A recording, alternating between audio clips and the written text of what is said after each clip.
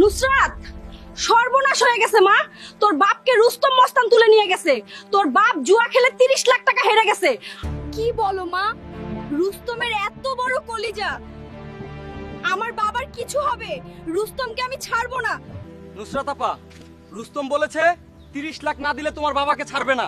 রুস্তম গ্রামের পরিত্যক্ত ঘরে আছে, ওখানে পাঠাও। এই রুস্তম, আমার বাবাকে ছেড়ে দে, না হয় তোর এমন হাল করব তুই নিজের নামও ভুলে যাবি। আমি তোর টাকা শোধ করে দিব। এই নুসরাত, তোর বাবা আমার কাছ থেকে 30 লক্ষ টাকা নিয়ে জুয়া খেলে হেরে গেছে। 30 লক্ষ টাকা দে, বাবাকে নিয়ে যা। একটি জরুরি ঘোষণা, সেনাবাহিনীর ট্যাঙ্ক কাদায় ফেসে গেছে। যে ট্যাঙ্কটি উদ্ধার করতে পারবে তাকে সরকার থেকে 30 লক্ষ টাকা পুরস্কার দেওয়া হবে। এই তো সুযোগ, বাবাকে ঋণ থেকে মুক্তি করতে চাইলে আমাকে যে করে হোক ট্যাঙ্কটা উদ্ধার করতে হবে। কেউ কি নেই এই 30 লক্ষ টাকা জেতার মতো? আমি আছি, এই ট্যাঙ্কটা উদ্ধার করব। 30 লাখ টাকা আমার হবে। বন্ধুরা, তোমরা যদি চাও আমার বাবাকে বাঁচাতে, তাহলে তোমরা লাইক আর ফলো দাও, তাহলে আমি শক্তি পাবো।